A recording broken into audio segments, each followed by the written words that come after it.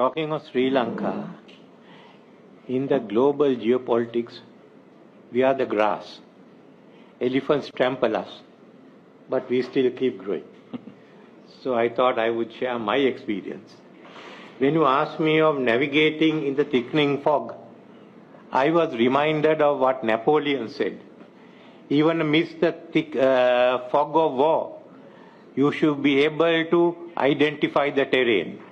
If you know the terrain, then you can determine your strategy and your tactics. What is the terrain?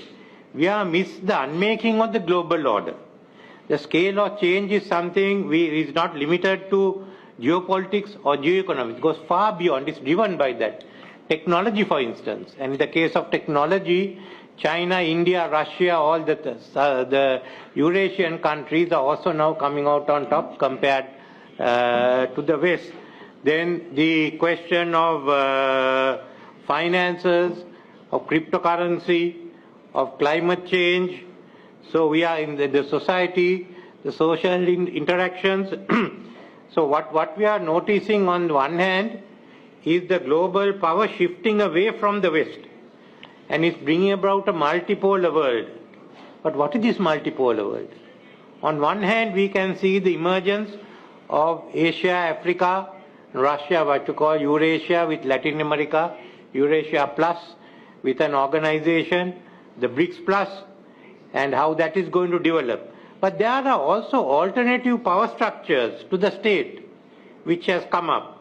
For instance, the non-state actors, IMF is one, the military actors, the terrorist actors, the Houthis, for instance, then the conference of parties which determine the environment. So there are a lot of influential forces which are shaping the global order. They are not states, but nevertheless we have to take them in. And it was Henry Kissinger who said it's the time for a new concept of a global order. But unfortunately, President Biden and Anthony Blinken thought otherwise, that you could retain it. So they want to retain the status quo, and they got on to the clear up that firstly President Putin and Russia was a clear and present danger. But the long-term threat came from China. Why? Because of its ability to reshape the world. Then not only China, but any organization that was reshaping the world to the disadvantage of the US then had to be targeted on. And what they have done, therefore, is to create a division in the world. They have now ceased to be in power, but we have to live with the consequences.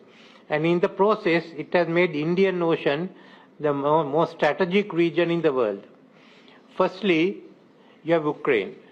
The sanctions applied on Ukraine were such that we in the Indian Ocean did not abide by that. As a result, you see in the Russian economy coming to the Indian Ocean, all the refining of all the crude, the fact that Indian rupee is interchangeable with your currency, all that has made the Indian Ocean the key area, and you see a bigger Russian presence in the Indian Ocean. Second is Israel and the support they gave to Israel on Gaza. Now Israel's conflict with Iran has brought Israel into the Indian Ocean for the first time. And last of all is the Indo-Pacific, which is a concept made by the Biden administration, or they built on a concept which was done by Prime Minister Abe, but it was a rather vague one, which was to become mainly a quasi-military organization. They talked of the Quad, and they talked of the AUKUS. Now it raises a problem. Australia is in the Indian Ocean. There is no issue. US is there to protect security, but what is the role of UK? I mean, that's something that comes up there.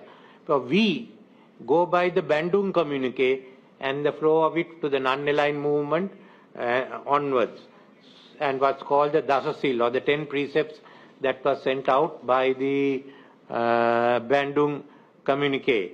On this is because we feel that Indo-Pacific originally had no boundary as to where it ended in the Indian Ocean. All of a sudden it became another definition, and we felt that Indo-Pacific, instead of coordinating, was one which was designed to meet with the question of the Taiwan crisis, to which the Indian Ocean had no wish to get involved in, because we had to accept Taiwan as a part of China.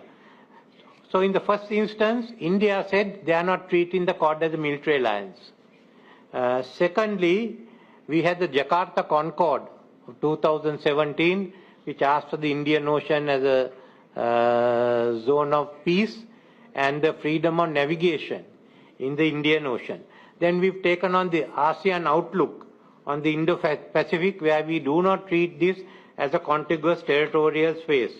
And we have the IORA outlook, which is to use the Indian Ocean for peaceful purposes, and a commitment to the freedom of navigation, overflights, and undersea cables.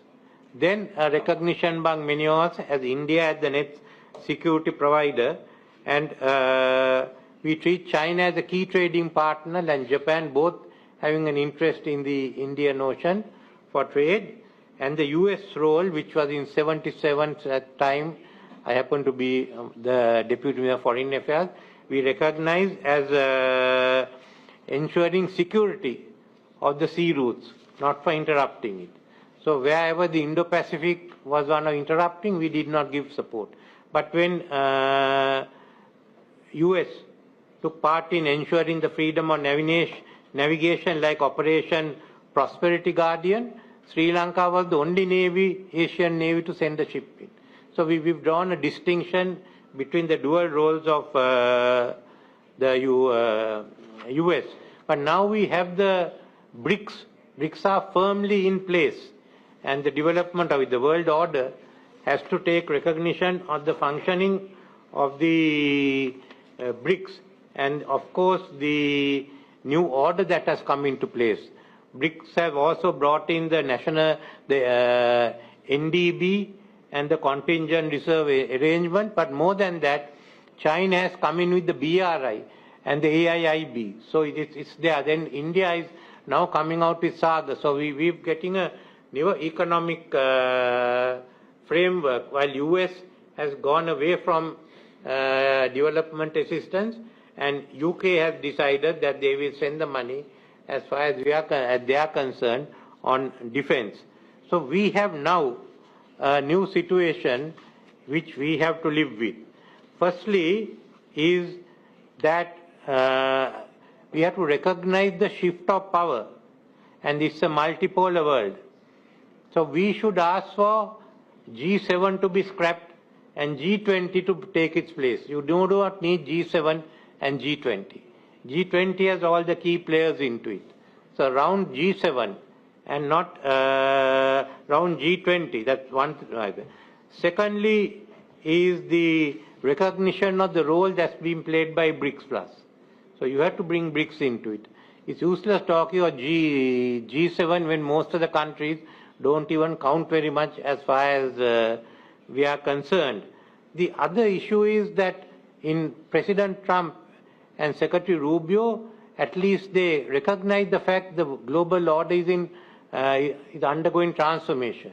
They have to respond accordingly. We may or may not agree with MAGA, but at least it's in the context of a world order that's undergoing transformation. In this, the main issue is becoming de-dollarization. It will be difficult for BRICS economies, at least for the next decade, to come anywhere close to what the dollar is.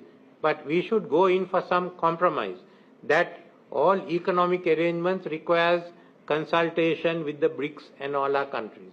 That you cannot bring any economic, you can't change the terms of trade, tariffs without consultation with our part of the world. All of us can't be there.